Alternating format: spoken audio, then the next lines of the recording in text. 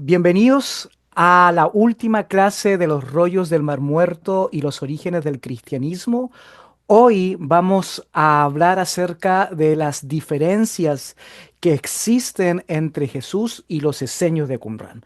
Ya hemos visto a los orígenes de los esenios en Qumrán, hemos visto las fuentes que nos hablaron de ellos, la arqueología que más allá de las piedras nos dijeron cómo vivieron. mm, Nos sumergimos en su teología, en sus creencias, en sus pensamientos. Después, cierto, vimos las similitudes entre el movimiento de Qumran y algunos movimientos, cierto, de cristianismo primitivo. Pero el día de hoy vamos a hablar acerca de las diferencias. Y es muy importante entender de que no son las similitudes donde nosotros debemos enfocarnos, porque la mayoría de las personas dicen, no, es que el cristianismo es una mezcla de esto con esto otro, es que el cristianismo copió de esto otro, es que el cristianismo viene de esto otro, y nosotros entendemos, pues somos cierto... adultos para poder hablar de que obviamente el Jesús histórico y desde la historiografía, desde las comunidades cristianas primitivas, hay un tremendo diálogo, hay una tremenda influencia y hay muchas cosas que se van repitiendo, pues el mensaje de Jesús no fue construido en el aire. Jesús fue un judío de su tiempo que representó en algunas formas a muchos de los movimientos o sectas de su tiempo. Él no quiso inventar una nueva religión, sino que una nueva expresión de los distintos judaísmos de su época. Los cristianismos primitivos, y hablamos de cristianismos, pues fue un movimiento muy pluralista, tampoco nacen de la nada, sino que nacen, ¿cierto?, de los diferentes bases de los judaísmos con los cuales tuvieron algún roce. Por eso en el Señor Jesús uno va a ver mucho de fariseo, algunos aspectos incluso hasta de saduceo, especialmente en el tema de, am, de cuando le dice, cierto, a los leprosos que se presenten al sacerdote. Y Jesús también valida muchas cosas de los saduceos, también tiene algunas propuestas muy importantes de los celotes, del movimiento Galileo, pero también del movimiento Qumran, lo mismo, cierto, que vemos en las comunidades cristianas primitivas, especialmente en Jerusalén. Ahora bien, esas son las diferencias y que en el aspecto teológico son las bases, ¿no? Cosa que después vemos en el apóstol Pablo. Este curso no va a hablar acerca de las similitudes de Qumran con el Pablo histórico y el Pablo teólogo y los discípulos de Pablo que escriben, cierto, las cautas deuteropaulinas. No vamos a hablar de eso, sería ya hacer otro curso, se podría hablar, pero vamos a hablar, sí, acerca de las distinciones entre Jesús y los esenios. Pues como hemos dicho, hubo muchas, pero muchas similitudes, pero las diferencias son las que nos distinguen, son las que distinguen a Jesús y son las que distinguen al movimiento cristiano de la época, que obviamente por lo mismo tuvo que tener una identidad propia, una identidad diferente por estas distinciones. Y la primera distinción, cosa que nuestros estudiantes de forma muy maravillosa ya han hablado, la primera distinción tiene que ver con el mensaje central de Jesús. Mucha gente piensa que el mensaje central de Jesús era la salvación, era el infierno, pero en realidad cuando uno lee los cuatro evangelios canónicos, uno entiende, ¿cierto?, de que el mensaje central de Jesús tenía que ver con el reino de Dios. Para la comunidad de Qumran, el reino de Dios era un reino mesiánico terrenal establecido tras una batalla apocalíptica entre los hijos de la luz y los hijos de las tinieblas. Ellos veían este reino como exclusivo para los justos que vivían según su estricta interpretación de la ley. Es decir, cierto, los de Qumran, ellos sí creían en el reino de Dios, pero creían que era un reino totalmente en la tierra. ¿De dónde sacaban esto? Lo podemos ver en uno de sus textos, que es en la Regla de Qumran, capítulo 1, del 1 al 3, donde dice, este es el inicio de la guerra de los hijos de la luz contra los hijos de las tinieblas. Entonces, pero en cambio, en Jesús, Jesús relacionaba el reino de Dios con un reino inclusivo y presente, no solamente escatológico, futuro, sino un reino que no dependía de una guerra o de una lucha violenta, sino de una transformación del corazón y de la relación con Dios y el prójimo. Y esto es muy importante, porque el reino de Dios para los cumbranistas se va a establecer a través de una guerra. Para Jesús, el reino de Dios se va a establecer cuando las personas son transformadas por el mensaje, por una nueva propuesta, por una nueva idea, por una nueva teología, una nueva forma de ver a Dios, y esa transformación va a ir creando este reino. Y aquí lo vemos cuando él lo menciona, ¿no? En Lucas capítulo 17, verso 20 al 21, cuando habla, ¿no? De que el reino de Dios nos viene con señales visibles, y esto es muy, pero muy importante, nos viene con señales visibles. Je basileia tou teos ento gimon estin. No hay algo que se pueda ver, sino que dice, el reino de Dios está dentro de ustedes, dentro de ustedes.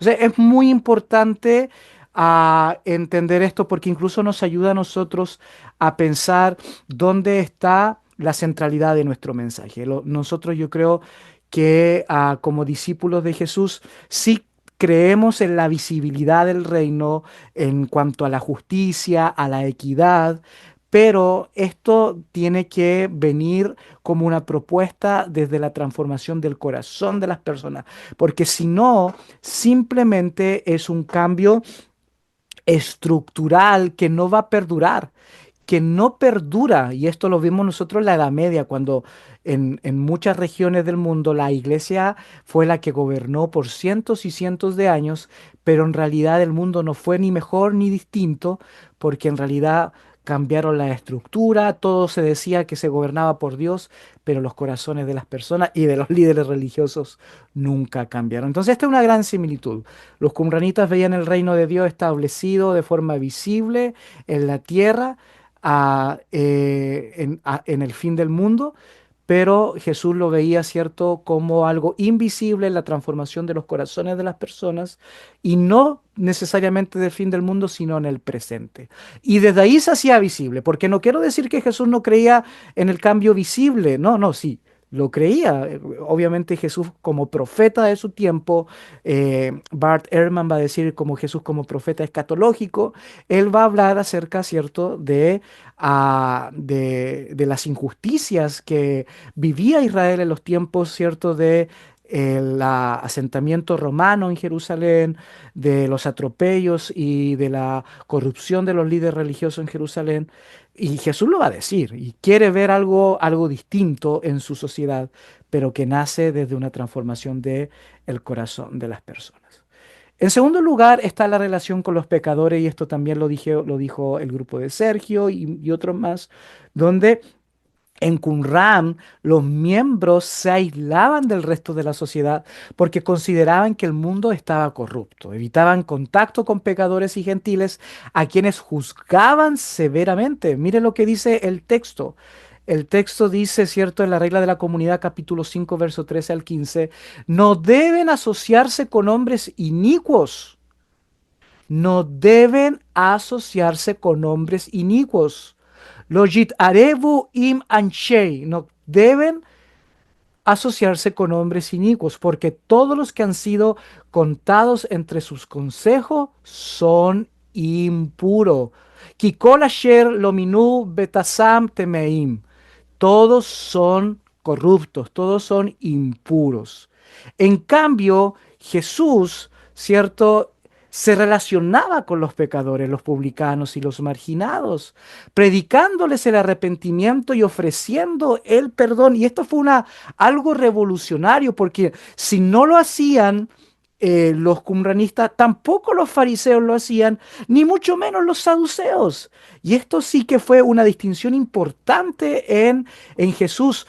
Recuerden que Jesús se juntaba con todos. Incluso los cumranitas no aceptaban a la gente enferma, así como los sacerdotes no aceptaban los animales enfermos o deformes, pero Jesús sí. Y si alguien tenía problema con eso, ¿qué hacía Jesús? Los sanaba.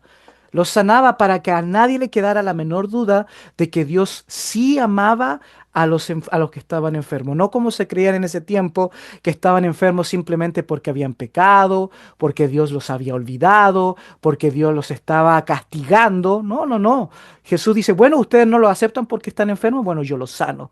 Y esa es una teoría muy importante que sigue eh, a una de mis grandes profesoras, ¿no? Que Jody Magnes, que dice que Jesús sanaba a las personas no solamente para demostrar su poder de sanidad como taumaturgo, sino para que las personas vieran de que Dios aceptaba, ¿cierto?, a estas personas. Recuerden que estamos en un mundo de honor y vergüenza, donde si tú te juntas con gente de baja categoría, tú también bajas en honor. Si te juntas con gente de buena categoría, subes en honor.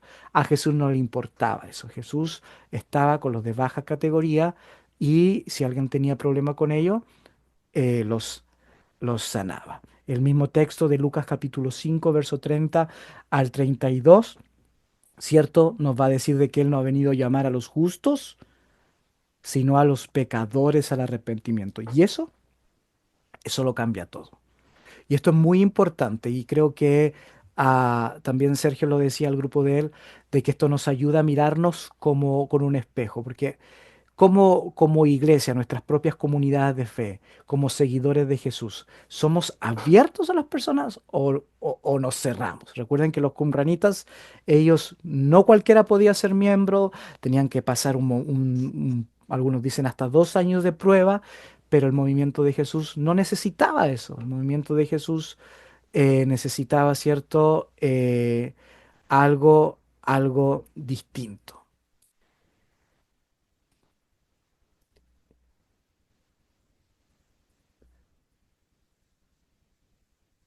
Vamos. Un puente. Un puente, un puente. Ay, Bien, en tercer lugar, la de las diferencias entre Jesús y los esenios de Qumran es que en el tema del cumplimiento de la ley, los qumranitas eran extremadamente estrictos. Ellos observaban la ley, cierto, mosaica y sus normas, pero de una forma muy rígida, incluso hasta esas normas adicionales que ellos mismos fueron desarrollando, porque recuerden que entre los fariseos y los esenios, si nosotros pensamos que los fariseos eran legalistas, wow, los esenios eran mucho, mucho más. En cambio, Jesús respetaba la ley. Incluso él enseñó que él no había venido a abolir la ley, sino a cumplirla. Pero había venido a cumplir ¿qué? Había venido a cumplir, ¿cierto? Su importancia simbólica más que literal. Jesús subrayó principios como la misericordia, la justicia y el amor, cosas que estaban en los profetas. Ahí cita cierto el libro de Oseas. Los saduceos no seguían a los profetas, pero era muy importante entender de que Jesús sí lo seguía porque para él la ley tenía que ponerse en práctica, tenía que haber una ética y una moral que venía desde la ley. Los qumranitas en el documento de Damasco, capítulo 6 verso 14 dice, todo el que abandona la ley será castigado. ¿Ok? Kol asher yimas batoraj yonesh será castigado. Pero Jesús dice, ¿cierto? En Mateo 23 algo muy, muy lindo. Recuerden que el Nuevo Testamento está en griego. Él dice, tabaritera tou nomou. Han descuidado lo más importante de la ley, la justicia, la misericordia y la fe.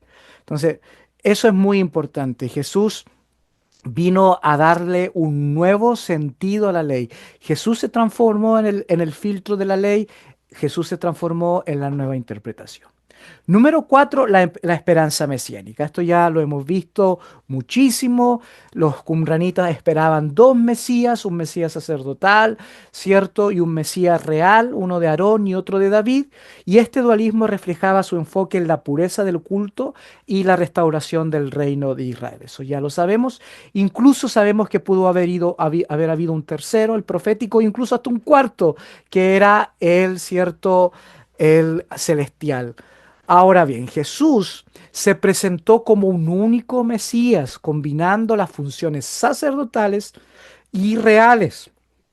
Entonces, en él estaban combinados todos como estos aspectos que los cumranitas pensaban que, por eso pensaban que eran personas distintas, pero Jesús las combinaba. Entonces, y eso era, era muy importante porque incluso hasta su ser celestial lo combinó cuando él habló de su segunda venida o de la parusía, ¿no?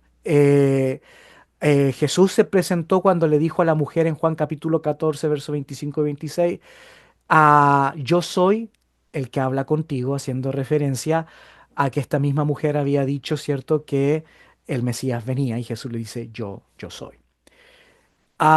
Y que eso está lleno de una carga teológica con él yo soy, ¿cierto?, del Antiguo Testamento. Número 5, la actitud hacia el templo. Aquí hay una gran diferencia. Los esenios consideraban el templo de Jerusalén corrupto y esperaban que Dios estableciera un nuevo templo puro en el futuro. En cambio, Jesús criticó la corrupción en el templo y lo consideró central en la historia de Israel. Anunció que el templo sería destruido y reemplazado por una relación directa con Dios. O sea, no iba a haber un nuevo templo, sino que iba a haber una relación directa con Dios. Y eso era muy importante. Y esto lo vemos en el cuarto evangelio, cuando Jesús le dice, ¿cierto?, que no importa dónde hay que adorar, si en el monte Gerizim o en el monte, ¿cierto?, de Sión en Jerusalén, sino que los verdaderos adoradores adorarán al Padre en espíritu y en verdad. Entonces eso es muy, muy importante. En sexto lugar tenemos el tema escatológico y ético. Los cumranitas basaban su ética en una división estricta entre lo bueno y lo malo, un dualismo increíble. Por lo mismo, esperaban un juicio final que eliminara a esa parte, ¿cierto?, de su dualismo malvada, a los malos. Jesús, por otro lado, habló del juicio final, pero enfatizó el amor, la misericordia y el arrepentimiento como claves para participar en el reino de Dios. Es decir, Jesús no juzgó a los malos y los determinó para condenarlos, sino que les dio la oportunidad de que a través de él, de su persona, pudiesen cambiar de vida y cambiar también de destino eterno. Sus parábolas invitaban a todos a entrar a ese reino independientemente de su pasado. Aquí los cumranitas en la regla de la comunidad capítulo 4 verso del 11 al 14 decían, los justos recibirán salud eterna y alegría sin fin, pero los malvados habrá ira, juicios y condena eterna. En cambio Jesús dice, cierto, en Mateo 25, 46, Eizoen aionión, ¿cierto? Los justos tendrán vida eterna. Ahora bien, algunos dirán, sí, profesor Ismael, pero escatológicamente hablando, sí va a haber un juicio para los malvados, sí lo va a haber, pero Jesús les da primeramente la oportunidad para el arrepentimiento. En cambio, la visión de los cumranitas no existía esta chance, no existía esta oportunidad. Y como hemos dicho, ¿cierto? Hasta el cansancio, la inclusividad versus la exclusividad. Qumran era una comunidad cerrada, accesible solo para quienes aceptaran sus normas y fueran admitidos tras un largo proceso de purificación. En cambio, en Jesús su mensaje era inclusivo, extendiendo la invitación a todos, incluyendo a gentiles, y esto era muy importante porque no solamente eran los israelitas, sino eran gentiles, mujeres, mujeres, cosa que en la comunidad de Qumran no estaban las mujeres, y los marginados, que eran, cierto, los pecadores y los enfermos. Bien, ¿algún comentario sobre esto? Porque me quedan dos, pero no sé si alguien quiere hacer algún comentario o sigo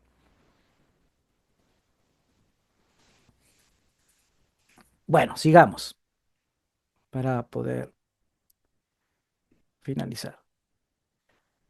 Bien, en temas centrales como el Espíritu Santo, y aquí ya yo le agregaría un octavo, es muy importante entender que en los textos de Qumran el concepto del Espíritu Santo no aparece de forma desarrollada como en el cristianismo. Sí se habla de un espíritu de verdad, el Ruach Emet, o el espíritu de santidad relacionado con la pureza y la adhesión a la ley. Pero este espíritu estaba reservado solo para los hijos de la luz y en ningún caso se ve una evolución trinitaria como lo vemos, ¿cierto?, en los textos posteriores que tenemos en el canon neotestamentario. Aquí, ¿cierto? Si se lee el texto de la regla de la comunidad, dice, Dios ha colocado dentro del hombre dos espíritus para que caminen con él hasta el día de la visitación. Su espíritu eh, humano y el Espíritu Santo, ¿no?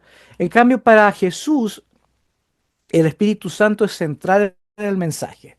No es un espíritu abstracto o simbólico, sino la tercera persona de la Trinidad que habita en los creyentes, los guía, consuela y transforma. Recordemos que el Nuevo Testamento es una construcción teológica y eso tenemos que entenderlo así. Por lo tanto, está muy desarrollado, especialmente en la tradición juanina, el tema del Espíritu Santo, dado que en el Evangelio de Juan lo vemos, ¿cierto?, en el capítulo 14 y verso 16 y después lo vemos posteriormente, ¿cierto?, en Primera Juan capítulo 5, donde vemos, ¿cierto?, que el Espíritu Santo ya toma un carácter central. Y esto es importante porque es una gran diferencia. Para los qumranitas es una fuerza, para Jesús es, es el paracletos, es el consolador.